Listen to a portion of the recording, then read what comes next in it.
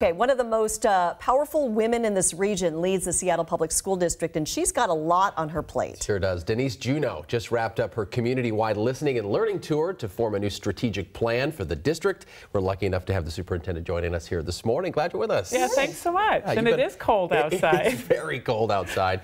Great to see you too in our Women in Power segment. Oh yeah, that was fun to get to know you. Fun. Yeah, it was. Getting to know the other women leaders. It's just, I think, a really phenomenal time in Seattle right now. It really is. Yeah, absolutely. So you sat in on dozens of meetings with community members, listening to what people wanted to, see in the school district. What did you learn? Yeah, I had 21 stops across the community, and we were really intentional about a goal of building a longer table. And so including voices that have been historically not heard in the district.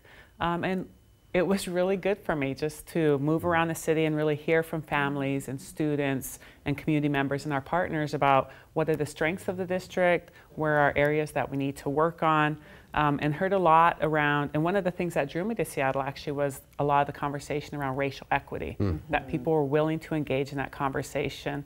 And stepping into this seat as superintendent of Seattle Public Schools, we are a high-performing district. People look to us across the country for the kinds of academic success that we have, the racial equity work that we're doing, and we also have a lot of challenges that we need to confront. And so our opportunity gaps are still really large, and so we really need to focus in on some of those areas.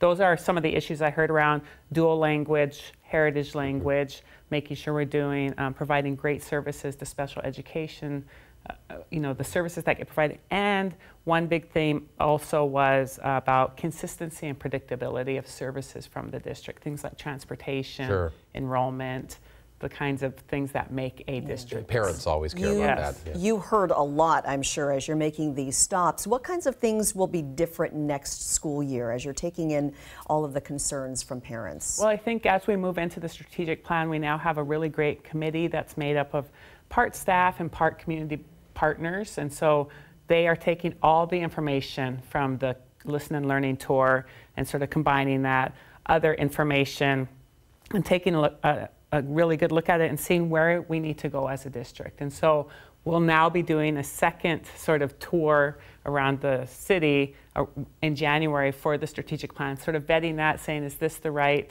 direction that the district should be moving? And so that's our next big step to make sure that we are moving the ball down the field in the right direction. Yeah, you're also looking to voters for two pretty big levies you're trying to sell before the February election. One of them, the operations levy, which fills the gap for basic programs, and the building excellence capital levy, which pays for construction and building improvements. Make your pitch to voters, Ms. Superintendent, about voters who are pretty taxed heavily in Seattle, as you know.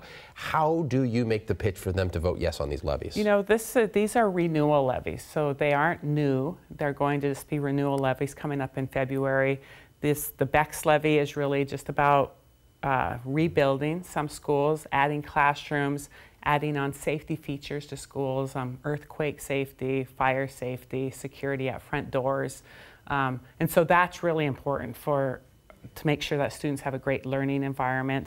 And then the operations levy, there are gaps in funding that come from the federal government and state government.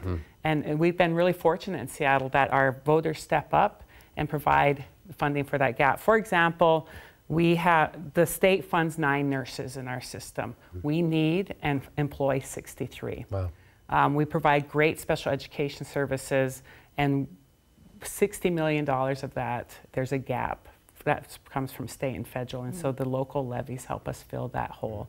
One thing that I will say is what we're pushing out, the rate stays the same and the dollar amount actually decreases over time. And so these are 3 years, 5 years, 6-year kind of levies, and so we want to make sure we're asking for the appropriate amount so that we can continue providing the services that families are used to receiving. So tricky, school funding. Yeah, and you've been in Seattle for about 5 months now. What's the biggest surprise that you've had since taking the job, what you thought might be the case before you took it on? I think what I'm really heartened by is throughout all my travels, people want to have a great education, and I've learned that, and I know that's some areas that we need to work on, but people also really want Seattle Public Schools to be successful. They want us to be creating a system where students are learning, where they're able to step into their future, being ready for community, ready for careers, and We have so many partners that want to be in our school system helping us make students successful, and that's really been